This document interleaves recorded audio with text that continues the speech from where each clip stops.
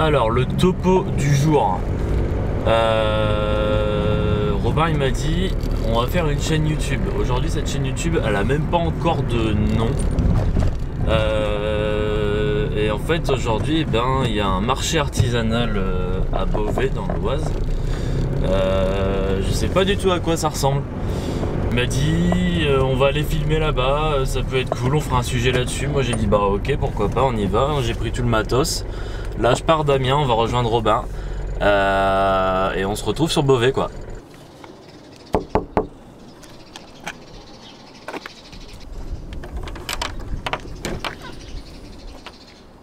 Oh, c'est coordonné sur les chemises.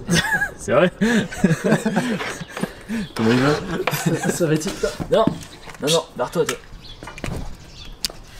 Et il fait des bloopers. Ouais. Bonjour à tous, aujourd'hui on vous emmène au marché artisanal de l'Oise, édition 2022. Faut savoir que ce marché c'est le plus grand marché artisanal des Hauts-de-France. Il comprend 111 exposants, 50 métiers représentés en tout. Il y a aussi un concert, une exposition sur le thème de Pirates des Caraïbes. Et ben on y va. C'est parti. En fait l'idée c'est de passer de l'autre côté. D'accord. Comme c'est des rails, il n'y a pas d'autre chemin, sinon on va faire un grand détour à pied. Putain les chemins à Beauvais c'est quelque chose hein.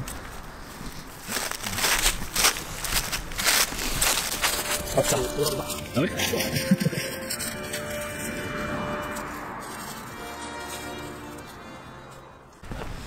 Tu veux parler un peu de ta chaîne Robin? Alors pour l'instant la chaîne elle s'appelle pas parce qu'on l'a pas créée. Voilà, c'est ce que je disais tout à l'heure en bagnole. Ça c'est littéralement les chiens de la casse. Ah oui d'accord, il y a une casse avec des chiens, c'est les chiens de la casse quoi, du coup. C'est un truc de ouf. Et en fait, une fois je suis c'est un passé, truc de ouf. Une fois je suis passé, tu vois, et puis ils m'ont regardé, on s'est regardé, ils se sont arrêtés et j'ai voulu m'accroupir pour tu sais, les amadouer. J'ai à peine fléchi les jambes, tu vois, d'un centimètre.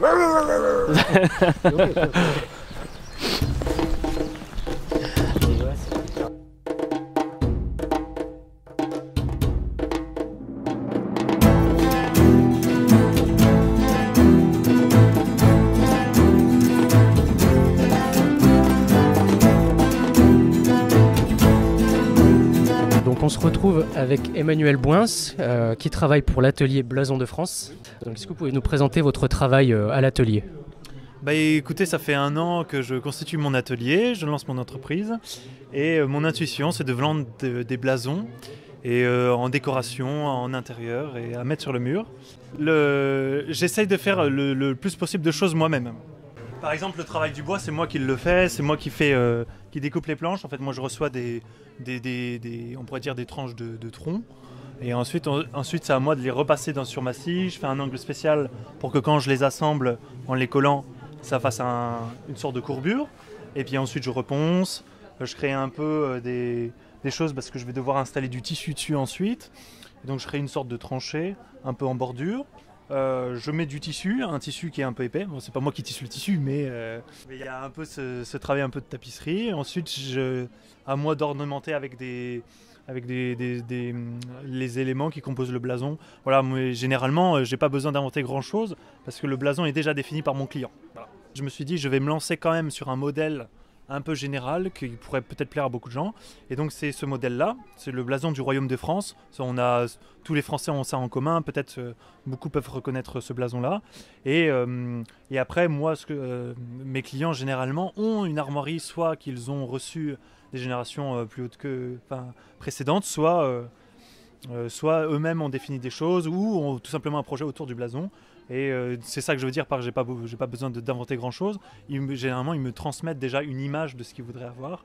La raison pour laquelle j'aime cet univers des blasons, c'est que j'ai toujours été passionné du monde médiéval, c'est quelque chose qui me correspond bien. Et ensuite il y a aussi toute cette dimension de symbolique, c'est des objets mais qui représentent des objets réels et qui ont aussi une signification historique.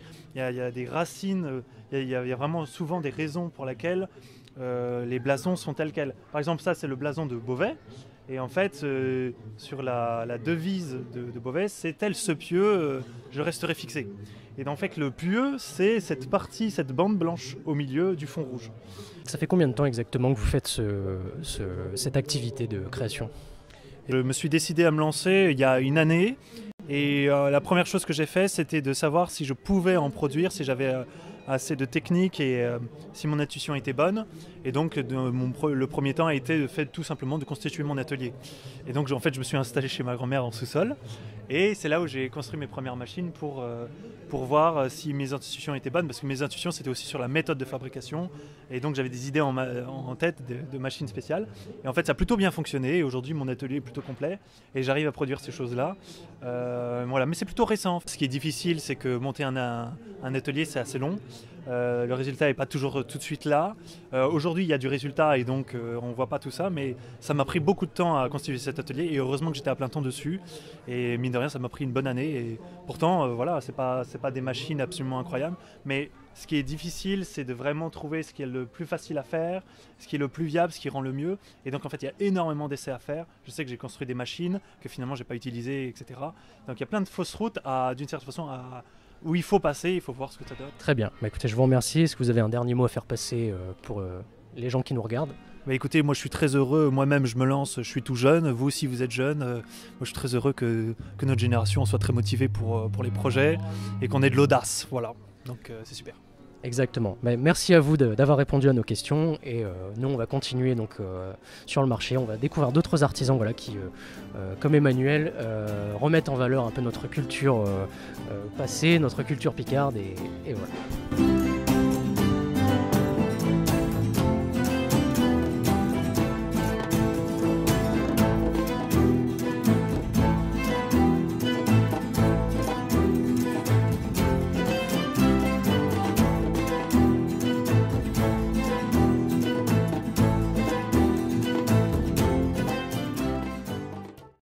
Comment on devient Jack Sparrow? Moi j'ai envie de devenir Jack Sparrow, tu vois. Ouais, du coup, à la base j'étais sosie de Johnny Depp et du coup j'ai travaillé le personnage de Jack Sparrow et je suis devenu le capitaine Jack Sparrow. Bien, et du coup voilà, c'est comme ça que ça a commencé. Merci à toi l'ami, voilà qui fait plaisir. T'as des gens originaux, tu vois, qui sont eux-mêmes, voilà. Et qui s'est gratté ce matin un peu fort et du coup, tu vois, un peu comme là. Voilà, moi je suis un cousin éloigné de Jack Sparrow, on m'appelle Jack Beauzieux. Jean-Jacques Sparrow, toi. Non, Jack Beauzieux en fait. La famille est éloignée de Beauregard. Voilà. Et toi? Ah, moi je suis Captain Illiburd, aucun rapport. Aucun lien, Serge Karamazov. Nous voici à présent au stand de Cédric Courtois qui est sculpteur-graveur sur pierre. Est-ce que vous pouvez nous présenter votre travail?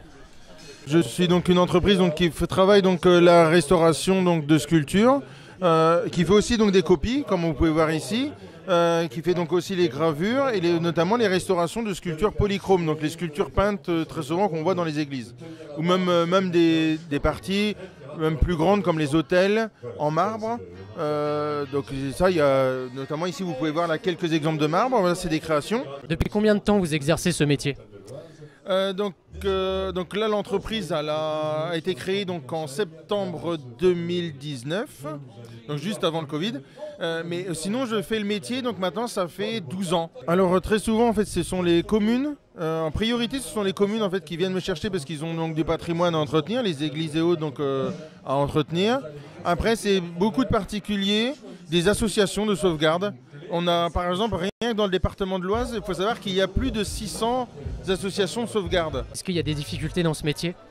La principale difficulté, c'est que c'est pas une difficulté, c'est aussi une chance, parce que je ne répète jamais la même chose, mais c'est qu'à chaque chantier ou chaque demande, elle est complètement différente de celle d'avant. C'est important pour vous justement de restaurer ce patrimoine, de faire en sorte qu'il puisse continuer à exister. Vous me parliez tout à l'heure qu'on vous avait traité de dinosaure. Moi je trouve pas, justement, je trouve que c'est quelque chose qui a besoin aujourd'hui plus que jamais de revenir sur le devant de la scène, puisque on voit que la modernité des fois c'est un peu ses limites, et que je trouve justement que tout ce qui est, on va dire, non pas ancien mais plutôt traditionnel, c'est quelque chose qui nous inspire. En tout cas c'est mon point de vue.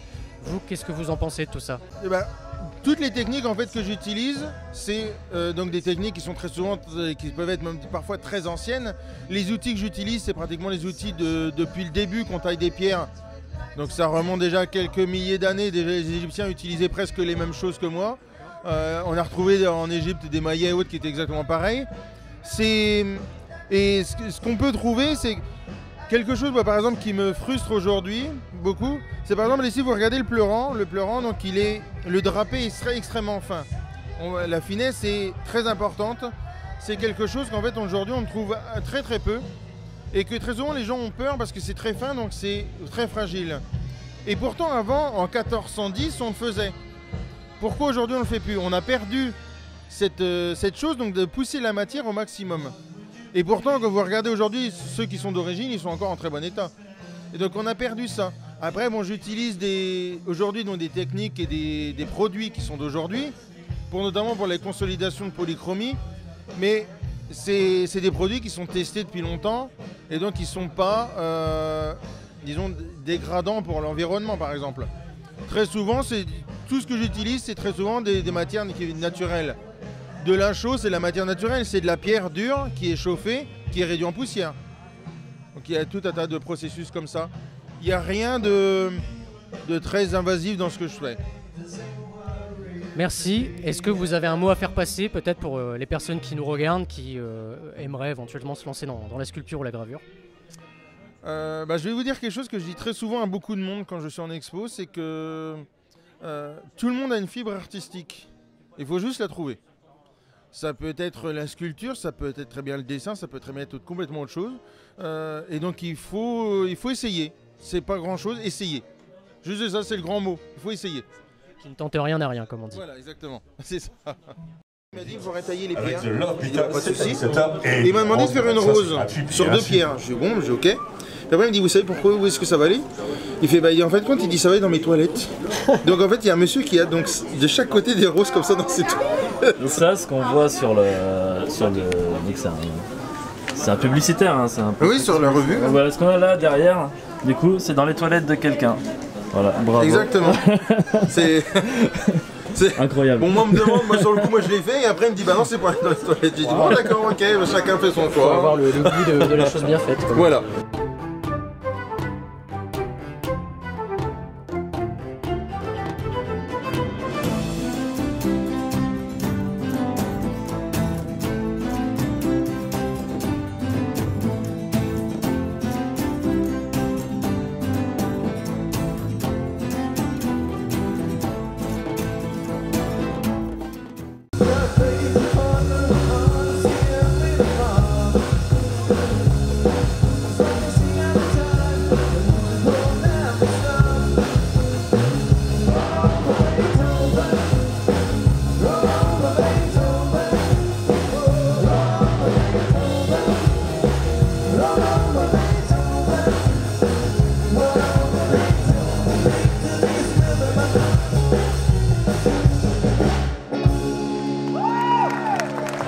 Chérie, montre ça. Regarde, elle a même une arme blanche. Faut qu'il arrête, hein, faut qu'il arrête. Moi je suis hyper fan. C'est des blagues de daron. J'adore les blagues de daron, les mecs. Je te voir un truc que je t'ai jamais montré dans mes films, Voilà. tu vois. Ici. Alors il y a un moineau. Ouais, parce que regarde, capitaine, Jack, Sparrow, Ok. moineau, ça veut dire Sparrow. Sparrow. Regarde donc toi, et regarde, écoute bien. Et ouais, j'ai fait moineau comme deuxième langue à l'école. C'est incroyable. En fait, j'étais nul en anglais, j'ai appris le moineau. Et c'est pour ça que ma légende des précèdes, on appelle Jack le moineau. Bien, t'en resteras des secrets. Sinon, on peut avoir un autre truc que j'ai jamais fait voir dans mes films. Bouge pas. Sais-tu ce que c'est que ça? Alors ça c'est un collier Dis que rien. t'as acheté au Tréport ou un truc comme ça, je pense. Pas du tout. Ceci, Tu sais, les trucs, les farces à trappe, là, Pas vraiment, les trucs de regarde. touristes un peu. Tu vois bien que c'est un truc de dents? Et à quoi sert une dent? Une dent. Ah non, c'est les dents. Tu as essayé? Non, bah maintenant, non. Ouais, tu vois. Après, il l'essuie, bah voilà. Plus maintenant, tu vois. Bien. Et après, on désinfecte dans le rhum. Ouais. Voilà. Bien, c'est pas mal. Nous voici à présent au stand de Steve Paton. Donc Steve Paton qui est tailleur de pierre. Est-ce que vous pouvez nous présenter votre travail? Quelle est la méthode? C'est-à-dire, est-ce que vous recevez des demandes de particuliers? Est-ce que c'est des organismes? Est-ce que c'est des collectivités publiques? Bah là pour le coup c'est les deux, donc c'est soit du particulier, soit de la commune. Donc ils m'appellent, je me déplace pour établir un devis. Et après si le devis est accepté, donc après on passe à l'exécution, relever sur place s'il y a des relevés quand on va reproduire des pièces, et après on passe en atelier. Et après on revient sur le chantier, on fait de la dépose et après on repose le bloc retaillé. Il y a le sculpteur, donc bois ou pierre, et il y a le tailleur de pierre. Nous on va faire du dessin géométrique, le sculpteur va faire du dessin d'art. Donc vraiment on est sur les deux opposés. Notre base, c'est vraiment du dessin géométrique. Qu'est-ce qui vous a donné envie de faire ça? Oh là, ça date il y a un petit moment maintenant. Non, en fait, mon père était artisan en maçonnerie couverture. Et avant, les maçons faisaient de la pierre. Du coup, j'ai touché au matériau étant petit et je suis resté dedans. Un petit peu comme Obélix. Vous êtes tombé dedans quand vous étiez petit. Donc c'est votre père qui vous a transmis ce sens du travail et du goût de la taille de pierre, si j'ai bien compris. Voilà, c'est ça. Bon, j'ai démarré en 96. Voilà, moi, je vous laisse compter. 26 ans, si mes calculs sont bons. Quel circuit vous utilisez en fait pour faire tout ça? C'est souvent le bouche à oreille et puis le téléphone. Hein. Après, il y a un site internet, mais le mieux c'est le téléphone, quoi. Ça va plus vite. Quelle est la principale difficulté, on va dire, dans ce métier? Il n'y a pas réellement de difficulté. La seule difficulté, ça va être de recruter. Parce qu'aujourd'hui, on est dans une crise de main-d'œuvre où malheureusement, on trouve personne. Et alors qu'il y a énormément de boulot. Voilà. C'est-à-dire que c'est un métier qui se perd, c'est ça, en perdition, parce qu'il y a moins en moins de jeunes qui s'y intéressent peut-être pour continuer? Ouais, on fait peut-être pas assez de promotion pour les métiers manuels ou c'est une bonne question. Voilà. Après, je pense qu'on devrait peut-être nous aussi en tant qu'artisans, on devrait peut-être être invités au niveau des collèges pour promouvoir nos métiers manuels. Pour faire de la sensibilisation, effectivement, sur tous ces aspects-là, parce que c'est vrai qu'on a pendant longtemps encouragé les jeunes à aller pousser leurs études au plus loin, à leur dire voilà, faites ci, faites ça, mais on a délaissé totalement, je trouve, les métiers manuels, alors qu'aujourd'hui, justement, comme vous disiez, il y a de plus en plus de travail, mais il y a moins en moins de gens pour le faire, donc effectivement. Est-ce que vous avez un mot à faire passer pour justement des gens qui voudraient se lancer dans la taille de pierre? Allez-y, hein, faites-vous plaisir, hein, c'est le plus beau métier du monde. Exactement. Je suis très objectif. Non, mais faites-vous plaisir, on a un super métier et j'espère que des jeunes motivés qui travailleront avec leur cœur viendront faire ce métier. Merci d'avoir répondu à nos questions. On va aller interviewer madame si vous êtes d'accord.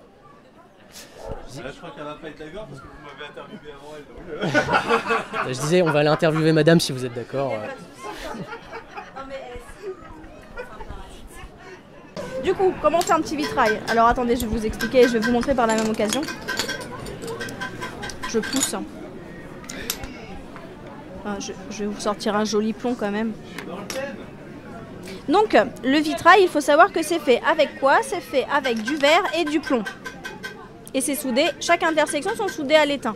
Un plomb, c'est fait comment? En fait, un plomb, ça a plus généralement la forme d'un H, vous voyez?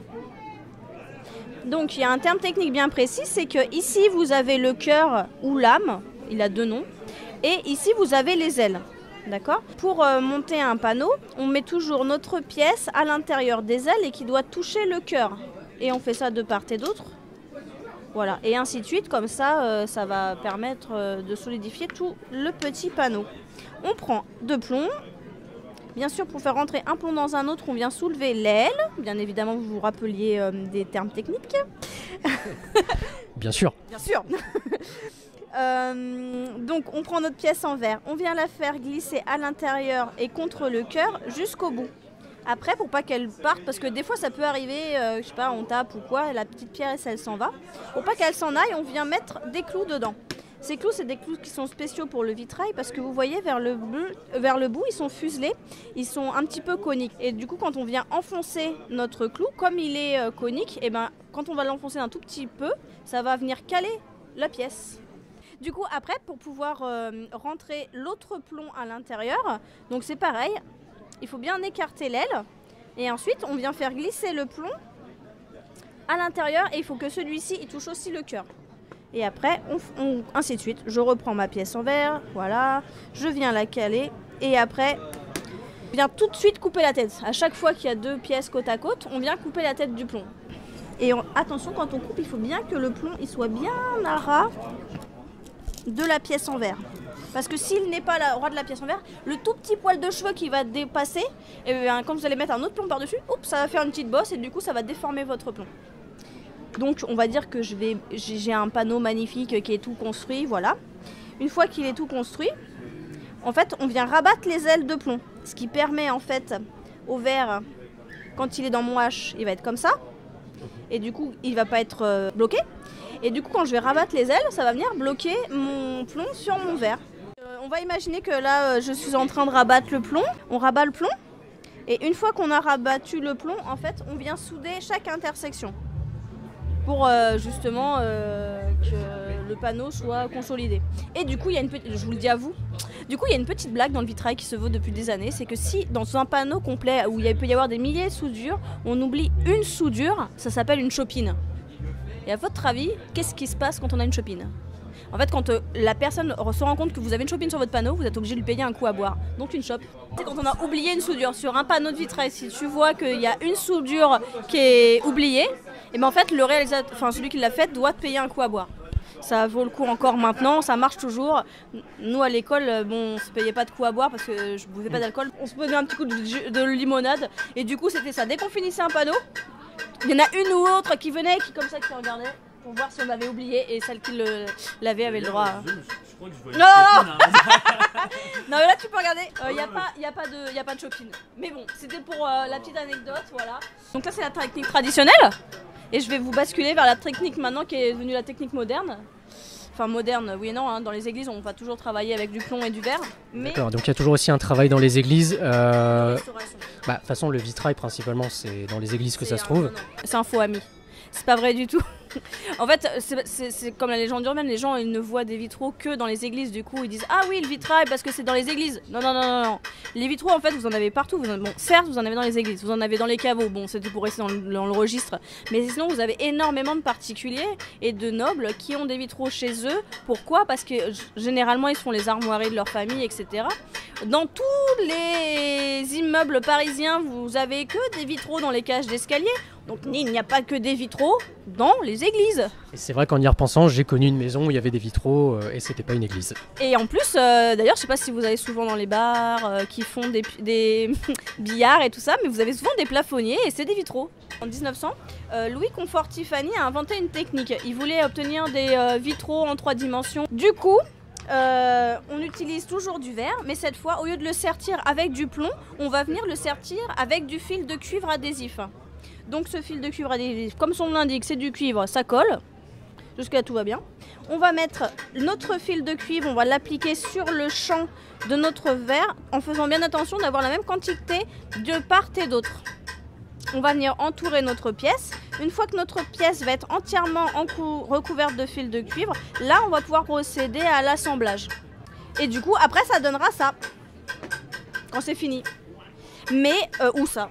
Surtout ça, en fait Louis Comfort Tiffany est surtout renommé pour ses lampes Tiffany.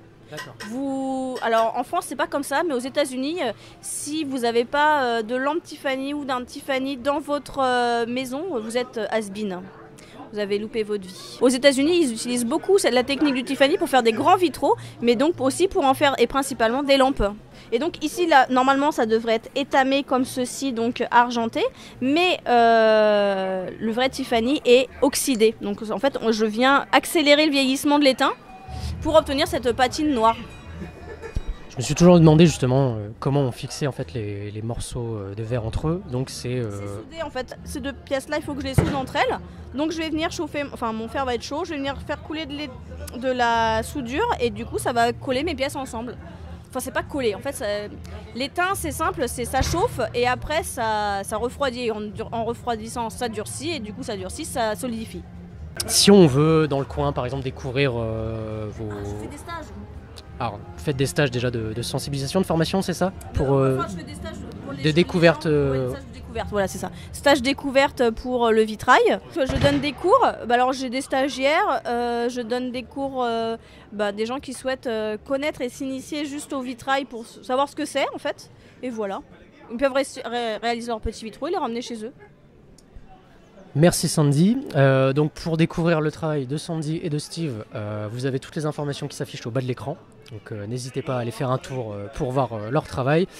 Merci d'avoir répondu à nos questions. Merci à vous et bon courage pour la suite. Merci. Merci de nous avoir suivis sur cette première vidéo. On espère que ça vous a plu, Robin et moi. C'est vrai qu'on ne s'est pas présenté en fait, Robin et Victor. D'ailleurs, avant de se quitter, ça serait bien que tu parles un peu de la chaîne. Robin, c'est toi qui as eu l'idée. Merci Victor, donc effectivement j'ai eu l'idée de la chaîne, donc peut-être que vous l'avez compris, on essaye de mettre en valeur la culture picarde. Ça peut passer par des artisans locaux comme on l'a vu aujourd'hui, ça peut également voilà, être tout ce qui va être culturel, les monuments, l'art et plein d'autres choses, donc on essaye de brasser large dans tout ce qui permet voilà, de valoriser cette culture, un peu trop oubliée je trouve aujourd'hui. Il y a des régions qui sont un peu plus mises sur le devant de la scène que d'autres.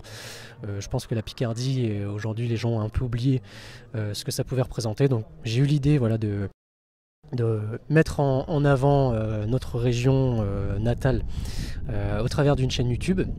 Voilà, donc on essaye pour l'instant de faire une vidéo par mois comme celle qu'on vient de faire, donc un reportage sur un sujet voilà, qui dure un petit peu. On essaiera peut-être aussi de faire entre chaque vidéo une vidéo un peu plus courte, voilà, qui présente peut-être une thématique un peu plus courte que celle qu'on vient de faire.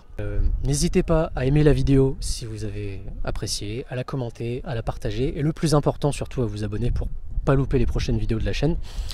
Est-ce que tu veux rajouter quelque chose? Bah d'ici là, on se dit quoi? Voilà, on se dit quoi? C'est le mot de la fin en Picardie. Merci.